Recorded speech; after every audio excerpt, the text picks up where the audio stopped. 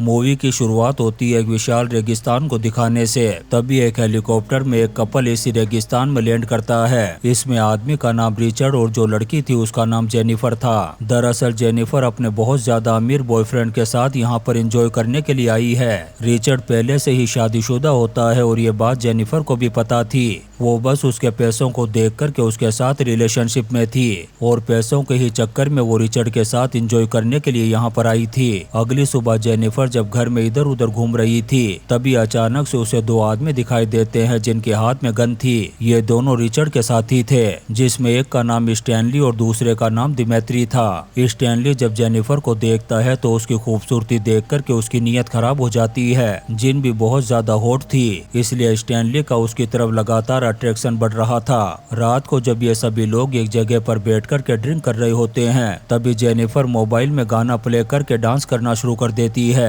वो रिचर्ड को भी बुलाती है अपने साथ डांस करने के लिए, पर रिचर्ड बहुत ज्यादा थका हुआ था इसलिए वो आने से मना कर देता है। तब जेनिफर स्टैनली को बुला करके उसके साथ डांस करने लगती है। अब उसके साथ डांस करने की वजह से स्टैनली का बचा कुचा जो कंट्रोल था वो भी खो जाता है। फिर अगली सुबह जब जेनिफर की आंख खुलती है तो घर में रिचर्ड नहीं था। दरअसल वो किसी काम से बाहर गया हुआ था और स्टैनली ने बाहर टेबल पर जेनिफर के लिए खाने के लिए कुछ सजाया हुआ था। जेनिफर नाश्ता करने के लिए जब आकर के बैठती है तो स्टैनली उससे ऐसी वैसी बातें करने लगता है जिससे जेनिफर समझ जाती है कि इसके दिल में मुझे लेकर के गलत चल रहा है, इसलिए वो उठकर के नहाने के लिए चली जाती है। जब जेनिफर चेंज कर रही होती है तब स्टैनली छुप कर के उसे देखता है। जेनिफर भी उसे देख लेती है झांकते हुए। तभी स्टैनली रूम में आकर के जेनिफर के पास बैठ जाता है और बातें करने लगता है। स्टैनली उससे पूछता है कि तुम्हें किस तरह के लोग पसंद हैं। तब वो बताती है कि मुझे टॉल लोग पसंद हैं और तुम तो मेरे टाइप के बिल्कुल भी नहीं हो। स्टैनली कहता है कि कल रात को भी मेरी हाइट इतनी ही थी,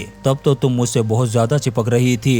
तभी जेनिफर उठ कर के जाने लगती है। तब स्टैनली उसे पकड़ कर के उसके साथ जबरदस्ती करने लगता है। इसी बीच दिमेत्री भी आ जाता है रूम में। तब स्टैनली उस पर गुस्सा करता है कि तुम्हें दिखाई नहीं देता हम लोग बिजी हैं। ये सुनकर के दिमेत्री चुपचाप चला जाता है वहाँ से। अंदर स्टैनली जेनिफर के साथ जबरदस्ती कर रहा था। उसके चीखने की आवाजें बाहर दिमेत्री तक भी आती हैं, इसलिए वो तेज आवाज में टीवी चला कर के बैठ जाता है। कुछ देर बाद रिचर्ड वापस आ जाता है। तब स्टैनली उसे बताता है कि जेनिफर के साथ कुछ प्रॉब्लम हो गई है। वो रिचर्ड को सब कुछ बता देता है कि उसने जेनिफर के साथ क्या किया है। जब रिचर्ड रूम में जाकर के जेनिफर को देखता है तो वो सदमे में बेड पर लेटी हुई रो रही थी। जेनिफर रिचर्ड से कहती है कि फौरन हेलीकॉप्टर बुलाओ, मुझे यहाँ से जाना है। तब रिचर्ड उसे समझाते हुए कहता है कि आइंदा से ऐसा नहीं होगा, तुम जल्द ही यहाँ से जाओगी। मैंने तुम्हारे अकाउंट में बहुत सारे पैसे ट्रांसफर कर दिए हैं, तुम्हारा लॉस एंजलिस में रहने का सपना पूरा हो जाएगा। लेकिन जेनिफर जिद करती है कि प्लीज हेलीकॉप्टर बुलाओ, मुझे घर जाना है।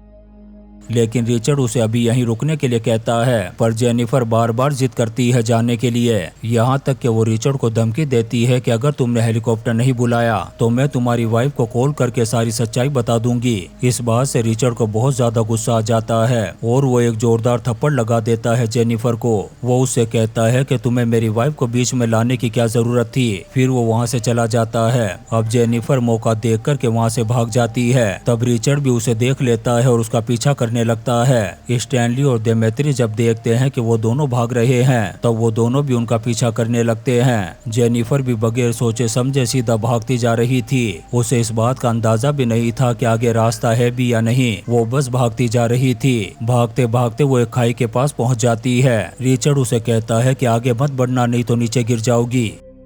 वो ये भी कहता है कि उस वक्त मैं बहुत ज्यादा स्ट्रेस में था इसलिए ऐसा हो गया। वो स्टैनली से फौरन फोन मांगता है और चॉपर के लिए डिमांड करता है। फिर वो जिन से कहता है कि चॉपर 30 मिनट में ही आ जाएगा। ये सुनकर के जिन थोड़ी शांत हो जाती है, लेकिन यहाँ पर तो कुछ उल्टा ही लग रहा था। तभी अचानक से रिचर्ड खुद धक्का देकर के जेनिफर को खाई में गिरा देता है और जेनिफर खाई के बीच में ही एक पेड़ पर जाकर के लटक जाती है, जिसकी लकड़ी उसके पेट के आर पार हो गई थी, जिसे देख कर के यही लग रहा था कि जेनिफर मर गई होगी। इस चीज से स्टैनली और दिमित्री भी बुरी तरह से डर गए थे। रिचर्ड कहता है कि तुम्हें जेल जाने से बचना था और मुझे अपनी वाइफ से, इसलिए मजबूरी में मुझे उसे मारना पड़ा। इसके बाद ये तीनों वापस हाउस में लौट आते हैं। स्टैनली भी बहुत ज्यादा टेंशन में था कि उसे ऐसा नहीं करना चाहिए था। वो रिचर्ड के पास जाकर के जेनिफर के लिए सॉरी कहता है। तब रिचर्ड कहता है कि कौन जेनिफर। वहीं दूसरी तरफ जेनिफर को दिखाया जाता है जो बहुत बुरी हालत में थी। उसकी बॉडी पर चींटियां चढ़ी हुई थी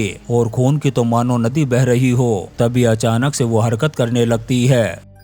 उसके थोड़ी ही दूरी पर एक लाइटर पड़ा हुआ था जिसे वो जैसे तैसे करके उठा लेती है। जिस सूखी लकड़ी पर वो लटकी हुई थी वो उस लाइटर से उसे जला करके नीचे उतर जाती है। वहीं वो तीनों जेनिफर की बॉडी को देखने के लिए खाई के पास आते हैं। जब जेनिफर उनको आता हुआ देखती है तब उनसे बचने के लिए पहाड़ी के साइड में जाकर के छुप जाती है। जब ये तीनों ऊपर से नीचे देखते हैं तो इन्हें जेनिफर कहीं भी दिखाई नहीं देती। जब वो नीचे आकर के देखते हैं तो उन्हें बहुत सारे खून के निशान नजर आते हैं जो एक साइड की तरफ जा रहे थे, जिससे वो समझ जाते हैं कि जेनिफर अभी भी जिंदा है। वो खून के निशान एक तालाब के पास जाकर के खत्म हो रहे थे। अब ये तीनों अलग अलग होकर के जेनिफर को ढूंढने लगते हैं। दिमित्री जब टॉयलेट कर रहा होता है तभी अचानक से उसके पीछे जेनिफर आ जाती है और उसी की गन उठा करके उस पर पॉइंट करके गोली चलाने लगती है, लेकिन वो गन लोडेड नहीं थी। वो रेडियो पर स्टैनली और रिचर्ड को बता देता है कि मैंने जेनिफर को पकड़ लिया है। तभी जेनिफर हमला कर देती है उस पर। वो एक चाकू से तब तक वार करती रहती है जब तक उसकी मौत नहीं हो जाती।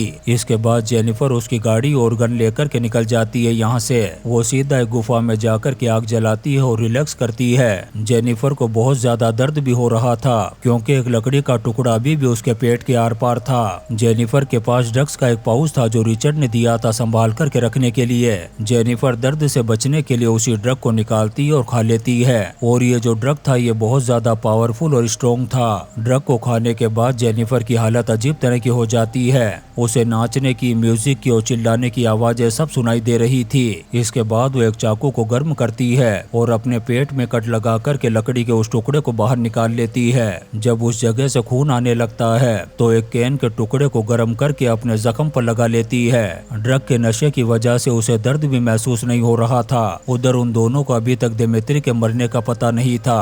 जब स्टैनली तालाब में अपने हाथ मुंह धोने लगता है तभी उसे दिमित्री की डेड बॉडी दिखाई देती है जो बहुत बुरी हालत में थी। उन्हें पता चल जाता है कि यह सब कुछ जेनिफर ने ही किया है। अब इसके बाद रिचर्ड स्टैनली से कहता है कि हमें अलग अलग होकर के जेनिफर को ढूंढना होगा। इसके बाद ये दोनों अलग अलग होकर के जेनिफर को ढूंढने लगते हैं। उधर जेनिफर दूरबीन से उनकी कार को आते हुए देखती है। उस कार में स्टैनली होता है। जब उसकी गाड़ी का फ्यूल खत्म हो जाता है तो वो एक जगह पर गाड़ी को रोक करके फ्यूल भरने लगता है। तभी जेनिफर पीछे से निशाना लगा करके गोली चला देती है उस पर, जो सीधी जाकर के उसके कंधे पर लगती है। स्टैनली अपनी जान बचा करके भागने लगता है यहाँ से। फिर थोड़ी दूर जाकर के अपना शॉक्स निकालता है और अपने जख्म पर लगा लेता है। जेनिफर उसे ढूंढ रही होती है। तभी स्टैनली पीछे से आकर के गन पॉइंट कर देता है उस पर। जब वो गोली चलाता है तो उसका भी निशाना चूक जाता है। वो गोली जाकर के जेनिफर के कान पर लगती है जिससे उसका कान कट कर के नीचे गिर जाता है। अब स्टैनली जल्दी से अपनी कार में जाकर के उसे स्टार्ट करता है। फिर पूरी स्पीड के साथ उसे जेनिफर की तरफ बढ़ाता है। तब जेनिफर खड़ी होकर के बहुत सारी गोलियां चलाती है। तब एक गोली जाकर के लगती है स्टैनली को और उसका काम तमाम हो जाता है। उधर रिचर्ड भी जेनिफर को ढूंढ रहा था लेकिन वो उसे कहीं भी नजर नहीं आती। और जब रेडियो पर स्टैनली का रिप्लाई भी नहीं मिलता तब वो थक हार करके वापस घर के अंदर चला जाता है। वो वहाँ पर थोड़ी देर रिलैक्स करता है और कॉल करके अर्जेंट एक हेलीकॉप्टर मंगवा लेता है। इसके बाद वो नहाने के लिए चला जाता है। तभी उसे बाहर से कुछ आवाज सुनाई देती है। रिचर्ड को लगने लगता है कि जरूर जेनिफर होगी। वो गन उठाता है और जेनिफर की तरफ बढ़ने लगता है। तभी उसे जेनिफर दिखाई देती है जो गन हाथ में लेकर के शीशे के दूसरी साइड खड़ी थी और वो उस पर गोली चला देती है जो सीधी जाकर के रिचर्ड के पेट में लगती है। रिचर्ड दूसरे रूम में जाकर के प्लास्टिक लपेट लेता है अपनी बॉडी पर ताकि उसका खून न बहे। इसके बाद दोनों एक दूसरे की तरफ बढ़ते हैं मारने के लिए। काफी देर तक इनके बीच में WWE की फाइट होती है पर आखिर में जेनिफर शॉटगन से काम तमाम कर देती है रिचर्ड का। इसके बाद जेनिफर बाहर चली जाती है। उसने अपना बदला ले लिया था। तभी थोड़ी देर बाद ही यहाँ पर एक चॉपर आता है और इसी सीन के साथ ये शानदार मूवी रिवेंज खत्म हो जाती है। दोस्तों हम आपके लिए ऐसी ही इंटरेस्टिंग मूवीज एक्सप्लेन करते रहेंगे तो आप चैनल को सब्सक्राइब जरूर करें और लाइक और कमेंट्स भी करें। Thank you.